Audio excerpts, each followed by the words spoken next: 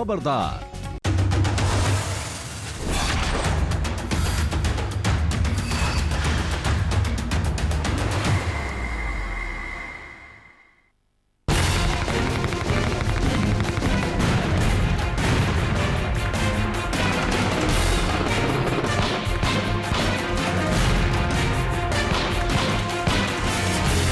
Pakistan government ने आश्वस्त किया है कि वो प्रभावी कार्रवाई करेंगे। मैं समझता हूं कि उसे देखना चाहिए, उसकी प्रतीक्षा करनी चाहिए।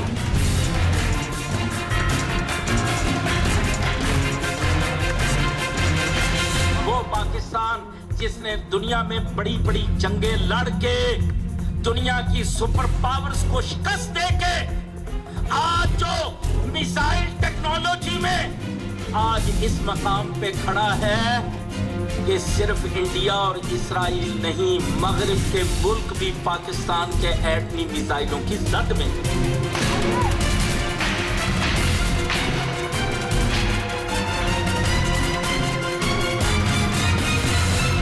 सेना की जो क्षमता देश की थी वो खत्म हो गई। हम लोग तो एज ए रक्षा मंत्री मेरी खत्म हो गई।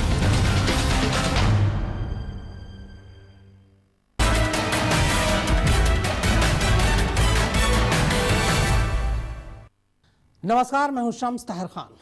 पठानकोट में आतंकी हमले के बाद पाकिस्तान का रवैया सवालों के घेरे में। ऊपर से यह भी साफ नहीं है कि पठानकोट हमले के मास्टरमाइंड मसूद अजहर पर कोई कार्रवाई होगी कि नहीं। दूसरी तरफ मुंबई हमले का गुनहगार हाफिज सईद परमाणु हमले की धमकी दे रहा है। पानी सिर के इतना ऊपर जा चुका है कि रक्षा मंत्री मनोहर पर्रिकर की सहनशीलता भी जवाब दे गई। तो आज हम आपको दिखाएंगे कि कौन है वो मसूद अजहर जिसने हिंदुस्तान के पारे को क्रोध, आक्रोश और गुस्से के 7वें आसमान पर पहुंचा दिया।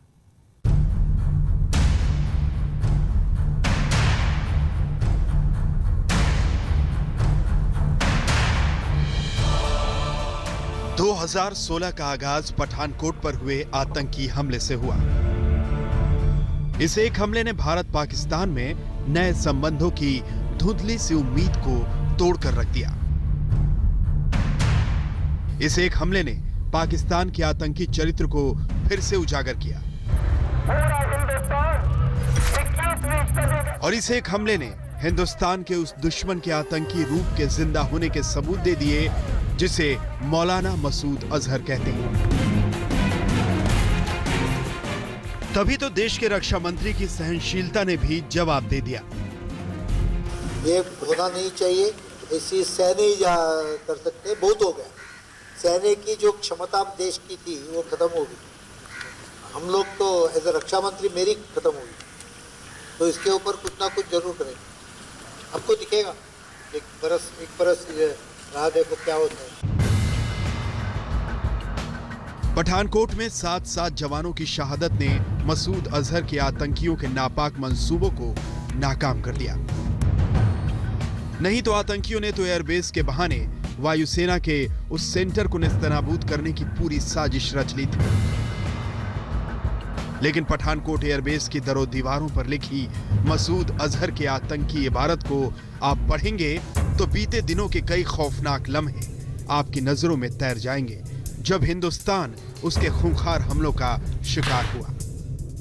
इंडिया में ये जो पार्लियामेंट हाउस अटैक हुई थी वो भी जैश की थी और अभी पठानकोट में हुई, तो उनका जो यूनिक कैरेक्टर जो है वो है कि वो सुसाइड मिशन पे जाते हैं और वो जान कुर्बान करने में हिचकिचाते नहीं है।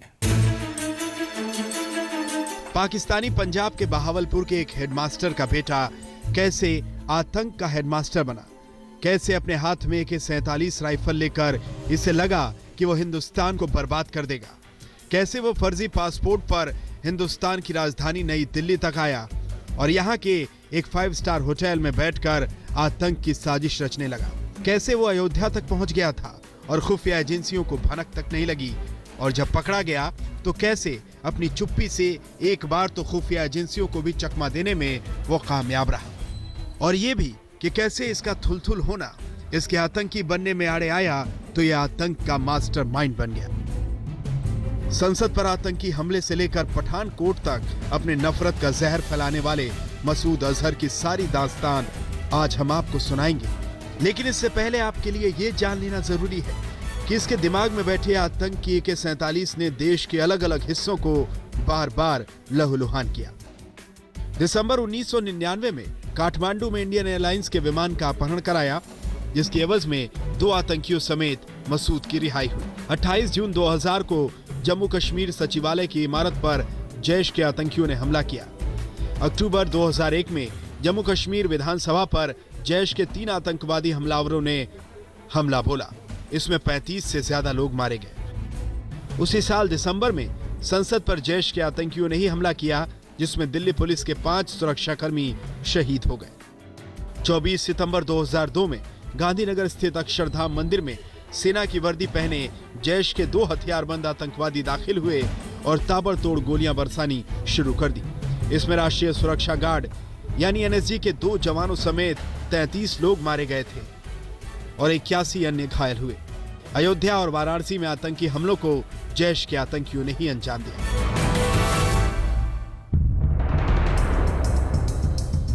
आज आप मसूद अजहर की जिंदगी की किताब के हर उन काले पन्नों से वाकिफ होंगे जिसमें हिंदुस्तान से दुश्मनी है और इंसानियत से नफरत। इस किताब को पाकिस्तान ने बहुत सहेज कर रखा है। पठानकोट हमले के साए में हिंदुस्तान समेत दुनिया का दबाव बढ़ा तो पाकिस्तान में मसूद के साथ दूसरे आतंकी भी खड़े हो गए।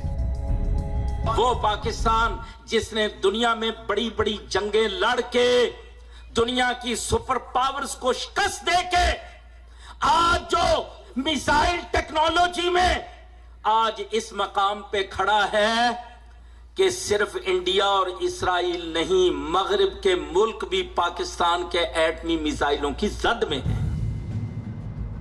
पाकिस्तान में आतंक के कितने चेहरे हैं इसका ठिकाना नहीं, लेकिन हाफिज सईद के बाद मसूद अजहर वो चेहरा है जिसने न जाने कितने मासूम चेहरों का नूर छीना है। इसीलिए उसका खात्मा जरूरी है। आज तक ब्यूरो। पठानकोट पर आतंकवादी हमला कराने वाला जैश-ए मोहम्मद का सरगना मौलाना मसूद अजहर 1980 के दशक में पाकिस्तान के बहावलपुर से कराची ऊंची तालीम के लिए निकला था, लेकिन वहां वो आतंक की क्लास में जाकर बैठ गया। उस पर आतंकवादी बनने का जुनून इस कदर चढ़ा कि सोवियत संघ अफगानिस्तान युद्ध के दौरान वो अफगानिस्तान चला गया। वहां जब वो आतंकवाद की ट्रेनिंग में फेल हो गया तो आतंक का मास्टरमाइंड बन गया।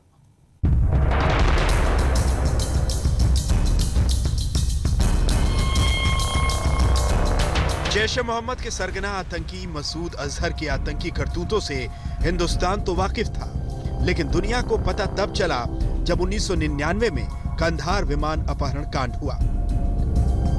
उसके बदले में जम्मू के कोट भलवल सेंट्रल जेल में बंद मसूद अजहर को तत्कालीन विदेश मंत्री जसवंत सिंह और इंटेलिजेंस ब्यूरो के प्रमुख अजीत डोभाल स्पेशल विमान में बैठाकर कंधार ले गए। आज तक को खुफिया एजेंसियों से उस मसूद अजहर के आतंकी बनने की पूरी जानकारी मिली है, जिसके बारे में पाकिस्तान के ही अलग अलग हुक्मरानों को पता नहीं कि वो हिरासत में है या आजाद घूम रहा है। I am not aware of such arrest. And as to the information provided and your question related to it, as you are aware, this was mentioned in the press release that was issued yesterday. It was considered at the high-level meeting, and in addition to that, I can only say that the two governments remain in touch.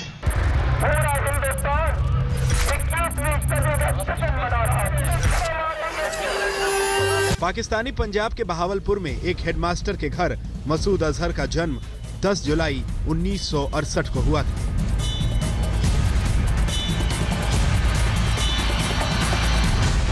Masood अपने 11 भाई बहनों में तीसरे number पर था। पढ़ने लिखने में ज़हीन था, लेकिन घर का माहौल मजहब के नाम पर उन्माद फैलाने वाला था।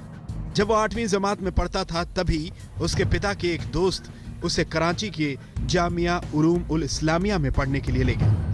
वहां वो ऊंची तालीम हासिल करने की जगह आतंक की किताब पढ़ने लगा। वहीं से मसूद हरकतुल मुजाहिदीन यानी हम के संपर्क में आया। हम वो आतंकी संगठन था जो उस वक्त अफगानिस्तान में सक्रिय था। खुफिया एजेंसियों को खुद मसूद ने बताया था। 1989 में जब मैं 21 साल का था, उस वक्त तक हरकत-उल मुजाहिदीन से पूरी तरह प्रभावित हो चुका था। सूडान, बांग्लादेश और पाकिस्तान के कई सहपाठियों की तरह अफगानिस्तान युद्ध में मैं भी शामिल होने के लिए मचल रहा था, जिसे हम जिहाद मानते थे, जिहाद यानी धर्म युद्ध।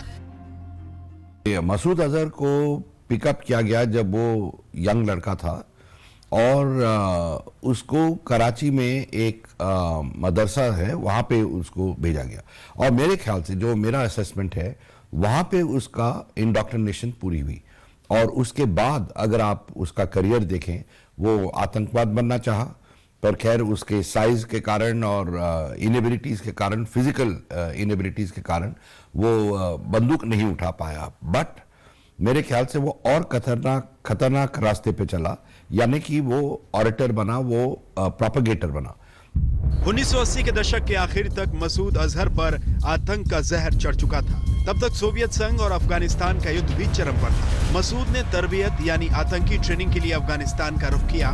खुफिया एजेंसियों को कोट हलवल जेल में कैद रहते हुए मसूद ने बताया, मैं हरकत-उल मुजाहिदीन के मुखिया फजलुर रहमान खलील से मिला। उन्होंने मुझे आतंकी ट्रेनिंग के लिए अफगानिस्तान भेजा। मैं अफगानिस्तान के वार में एक आतंकी ट्रेनिंग कैंप में गया। मैं 5 फीट 3 इंच का छोटे कद का एक थुलथुल आदमी था जो आतंकी ट्रेनिंग नहीं कर पाता था। मैं पानी से भरे नालों को पार नहीं कर पाता था। दूसरे आतंकी मोटू कहकर मेरा मजाक उड़ाते थे। मैं 40 दिन का ट्रेनिंग प्रोग्राम भी पूरा नहीं कर पाया। मुझे खारिज कर दिया गया। जिहादी बनने का मेरा सपना लगभग टूट गया था। सपना टूटा था, लेकिन अजहर के अंदर का आतंकी जहर नहीं। इसके बाद मसूद अजहर अफगानिस्तान से कराची वापस लौट आया। यहाँ पर उसने सदाए मुजाहिदीन नाम की पत्रिका निकाली। इस पत्रिका का असर ये हुआ कि कई नौजवान आतंकवादी बन गए। इसे देखकर हरकत-उल मुजाहिदीन के सरगना को यह मालूम हो गया कि मसूद अजहर का इस्तेमाल एक आतंकवादी के तौर पर करने के बजाय औरों को आतंकवादी बनाने के लिए किया जाना चाहिए। अचानक से अपनी आतंक की ट्रेनिंग कोर्स में फेल हुआ मसूद अजहर हरकत-उल मुजाहिदीन का नया स्टार आतंकी बन गया। सदाए मुजाहिदीन का मतलब हुआ कि मुजाहिदीन की आवाज। वो आवाज इतनी खतरनाक थी कि उसका असर अफगानिस्तान में सोवियत संघ से लड़ते आतंकियों तक पहुंचा। आतंक के नए प्रचार तंत्र के रूप में मसूद ने पत्रिका का इस्तेमाल किया तो आतंक के आकाओं ने मसूद को अपना प्रोपेगेंडा एम्बेसडर बना लिया। ये जो जितने ये शर्ट और टाई वाले लोग हैं जो वहाँ पर, वो तो अपने बच्चों को अमेरिका भेज देते हैं, लेकिन बाकी जो वहाँ की आवाम है वो उन्हीं मदरसों और सेमिनरीज में बच्चों को भेजती है जहाँ पे शिक्षा कुछ नहीं होता है, केवल वहाँ पर इंडोक्ट्रिनेशन होता है। अजहर बंदूक चलाने के आतंकी ट्रेनिंग कैंपों में गया था, वहाँ नाकाम रहा, लेकिन अब जुबान से जहर भरे बम बारूद छोड़ने लगा। आतंक की दुनिया में मसूद का सिक्का चल निकला। राहुल कमल, दिल्ली, आज तक।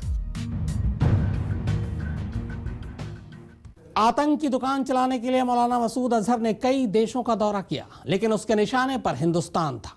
1994 में वो एक फर्जी पुर्तगाली नागरिक बनकर ढाका के रास्ते नई दिल्ली तक पहुंच गया।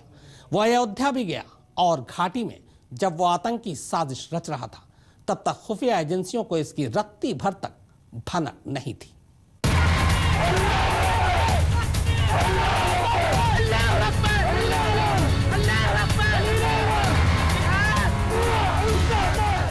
पाकिस्तानी कब्जे वाले कश्मीर में आतंक की ये पौध आज घने जंगल में तब्दील हो चुकी है।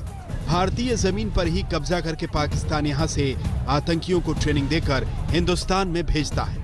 हम आपको आगे बताएंगे कि पाकिस्तानी कब्जे वाले कश्मीर को कैसे मसूद अजहर ने हिंदुस्तान के खिलाफ अपने आतंक की प्रयोगशाला बनाया। लेकिन पहले ये जान लीजिए कि मसूद अजहर का एक स्कॉलर के रूप में आतंक की पत्रिका निकालने का प्रयोग चल निकला। अब पाकिस्तान से बाहर निकलकर दूसरे देशों में वो आतंक का प्रचारक बन गया। ये सब दिखावा है। मसूद को सब पैसा पाकिस्तान गवर्नमेंट से मिला है। ये उस अपने आप को सेफ करने के लिए कि आईएसआई का प्रोपेगेंडा था कि ये बाहर से चंदा ले रहा है, लेकिन इसको सब पैसा यहीं से मिलता है। पाकिस्तान इसको देता है, आईएसआई और आर्मी दोनों फंडिंग करते हैं। 1992 तक मसूद अजहर पाकिस्तान में ही आतंक का जहर फैलाने के लिए इतना चंदा इकट्ठा कर लेता था कि वो अफगानिस्तान में बैठे आतंकियों की भरपूर मदद कर सके। हरकतुल मुजाहिदीन का सरगना खलील उससे इतना प्रभावित हुआ कि मसूद को विदेशी दौरे पर भेजना शुरू कर दिया। सबसे पहले मसूद हज यात्रा पर सऊदी अरब गया और कुछ ही दिनों में वहां 3 लाख रुपए इकट्ठे कर लिए। इसके बाद वो अफ्रीकी देश जाम्बिया गया। वहां उसने 1 महीने में ही 22 लाख रुपए जुटाए। इसके बाद वो ब्रिटेन पहुंचा। बर्मिंघम, नॉटिंघम, लेसेस्टर और लंदन में आतंकी सोच वाले नौजवानों के साथ बैठक की। उसके जहर बुझे भाषण आतंक और नफरत बढ़ाने में घी का काम कर रहे थे। जल्द ही उसके आकाओं को लग गया कि मसूद कोई साधारण आतंकवादी नहीं है, बल्कि आतंक की नई खेप तैयार करने में इससे भरपूर मदद मिलेगी। मेरे ख्याल से वो और खतरनाक रास्ते पे चला, यानी कि वो ऑरेटर बना, वो प्रोपेगेटर बना। तो वो लोगों को भड़का के अपने तंजीम में लाता था, और वो तो ज्यादा ही खतरनाक है, क्योंकि जहां एक आदमी बंदूक लेके आगे चलता है, ये 10 और खड़ा कर लेता है, तो ऑब्वियसली उसका रोल बहुत ही भयानक है, मैं कहूँगा। अब तक अजहर अपने आतंकी आका की आंखों का नूर बन चुका था। पाकिस्तानी आतंकियों की नजर अब हिंदुस्तान पर थी। मसूद को उन्होंने आतंक के नए काम पर पाकिस्तानी कब्जे वाले कश्मीर में भेजा। अजहर ने खुफिया एजेंसियों को पूछताछ में बताया था, पाकिस्तानी कब्जे वाले कश्मीर में मैं सज्जाद अफगानी से मिला, जो एक शार्प शूटर था। सज्जाद ने अफगानिस्तान में रूसी सेना के खिलाफ लड़ाई लड़ी थी। 1993 के जनवरी महीने में हमारी मुलाकात हुई, बाबरी मस्जिद विध्वंस के 1 महीने बाद। वहीं पर हमने तय किया कि अब हिंदुस्तान में आतंक फैलाना है। मैंने पाकिस्तानी कब्जे वाले कश्मीर में लोगों से मिलना और उनके बीच भाषण देना शुरू कर दिया। पाकिस्तानी सरकार की शह, पाकिस्तानी सेना और उसकी खुफिया एजेंसी ISI की मदद से अब मसूद अजहर हिंदुस्तान में घुसने की कोशिश रचने लगा। वो अपने असली नाम और पहचान के साथ आना नहीं चाहता था, क्योंकि इससे उसके पकड़े जाने की पूरी गुंजाइश थी। उसने खुफिया एजेंसियों को बताया, 1994 में मुझे कश्मीर में जाकर मुजाहिदीनों का मनोबल बढ़ाने के लिए कहा गया। मैं एक पुर्तगाली पासपोर्ट पर ढाका पहुंचा और वहां से दिल्ली। जब मैं दिल्ली हवाई अड्डे पर पहुंचा तो मेरा नाम आदम इस्सा था और पासपोर्ट के हिसाब से मैं गुजराती मूल का पुर्तगाली नागरिक था। उस रात मैं दिल्ली के मशहूर अशोका होटल में ठहरा। जम्मू आने से पहले मैं लखनऊ और अयोध्या भी जाना चाहता था। और मसूद अजहर अयोध्या गया भी। उसका मकसद हिंदुस्तान में आतंक फैलाने की अपनी साजिश और करतूतों को बाबरी ध्वंस से जोड़ना था। अयोध्या से मसूद जम्मू कश्मीर की राजधानी श्रीनगर चला गया। वहां आतंक के दूसरे सौदागरों के बीच उसने इस्लाम के विद्वान के रूप में अपनी पहचान बताई, जो 25 देशों का दौरा करके आया था। खुफिया एजेंसियों को अजहर ने बताया, आतंकवादियों के साथ मेरी पहली बैठक जम्मू से 70 किलोमीटर दूर अनंतनाग में हुई। एक गांव के छोटे से घर में हथियारबंद 25 आतंकी इकट्ठा हुए। उन सभी ने अपने सीने से AK-47 ऐसे चिपका रखे थे जैसे माँ अपने बच्चों को। मैंने एक AK-47 अपने हाथ में ली और महसूस किया कि दुश्मन से लड़ने के लिए ये तैयार है। राइफल में गोली भरी थी और वो फायर होने के लिए मचल रही थी। अपने हाथों में जब मैंने गोली भरी बंदूक ली तो मेरी खुशी का ठिकाना नहीं रहा। तो ये ग्लोबली बहुत ही मतलब एक्सपीरियंस्ड आदमी है ग्लोबल जिहाद में, लेकिन बाद में इसने अपना फोकस केवल इंडिया की तरफ रखा। तब तक घाटी में आतंक की आग सुलगने लगी थी। मसूद अजहर को लग गया कि हालात ऐसे बन रहे हैं जिसमें आतंक फैलाने का उसका मंसूबा पूरा हो सकता है। अब वो मस्जिदों का इस्तेमाल आतंक के गढ़ के रूप में करना चाहता था। मसूद अजहर ने अभी कश्मीर घाटी में केवल 2 ही दिन बिताए थे। उसे इंतजार था जुम्मे की नमाज का, जब उसने श्रीनगर की मशहूर जामा मस्जिद में एक बड़ा भाषण देना था। उस दिन सुबह वो और उसका साथी सज्जाद अफगानी एक गाड़ी में सवार होकर जामा मस्जिद की तरफ बढ़ रहे थे। अचानक उनकी गाड़ी खराब हो गई। गाड़ी से निकलकर वो ऑटो रिक्शा पकड़ने की कोशिश कर ही रहे थे जब सुरक्षा एजेंसियों ने दोनों को पकड़ लिया। लेकिन उस वक्त भारत की पुलिस को ये नहीं मालूम था कि उनके हाथ कितना खतरनाक आतंकवादी लगा है। उन्हें लगा कि हजारों गुमराह नौजवानों की तरह ये भी दोनों साधारण आतंकवादी हैं। उन्हें क्या मालूम था कि एक दिन मसूद अजहर के दिमाग में चलने वाली AK-47 की वजह से भारत की इस संसद पर हमला हो जाएगा। राहुल कमल, दिल्ली, आज तक। जम्मू के कोट भलवल जेल से निकल भागने की मसूद अजहर की कैसे हुई 5 कोशिशें नाकाम, आपको यह भी दिखाएंगे लेकिन एक ब्रेक के बाद।